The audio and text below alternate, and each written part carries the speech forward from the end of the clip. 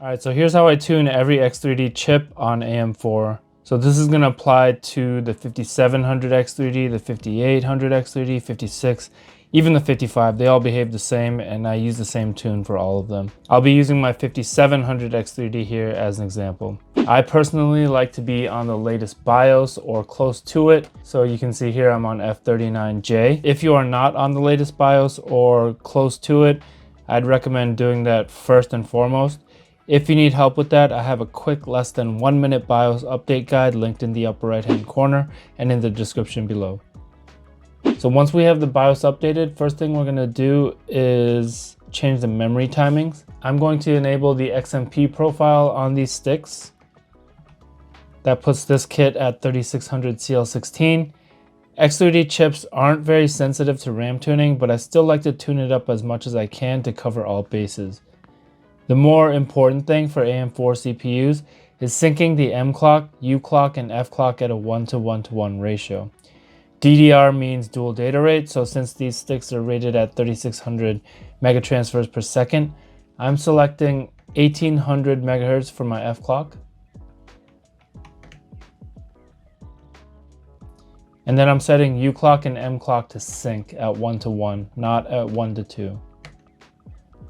Now all of the clocks are lined up and latency between the interconnected parts of the processor is minimized as much as possible. Next is Precision Boost Overdrive. I'm gonna go right here and choose Advanced. Frequency is hard locked on these chips, so we're not touching any boost clock settings. For the PBO limits, I set it to motherboard, and then we go to Curve Optimizer. And we're going to select all core, change it to negative, and set it to the max 30. Most of these chips have a lot of headroom and most people can hit the maximum 30 right out of the box. If you have issues, I would recommend going down 5 at a time. So try 25, 20, 15, and so on.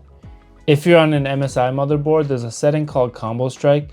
Setting Combo Strike to level 3 is the same thing as manually setting -30 in this menu. Next, we're going to check Resizable BAR. A lot of AM4 boards don't have this enabled by default. So go into your IO or PCI settings and we'll make sure that above 4G decoding is enabled and Resizable BAR support is on. Next, I disable SMT for Tarkov. This setting is ideal for Escape from Tarkov. I personally tested it extensively, and it's also ideal for most games. That said, there are a handful of games that do prefer SMT enabled.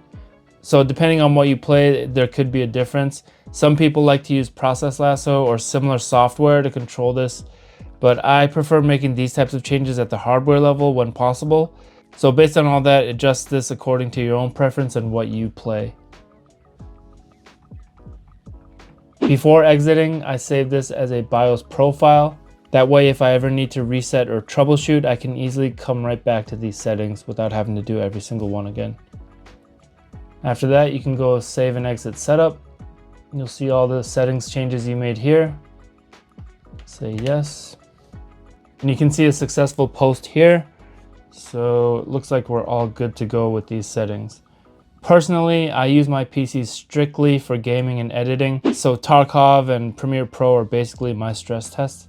If you don't feel like that's enough, feel free to run something like OCCT or another stress testing application. If your system has issues booting or freezes in game, load default settings back in BIOS and isolate one change at a time. Start with the memory, lower the overclock in steps until it's stable.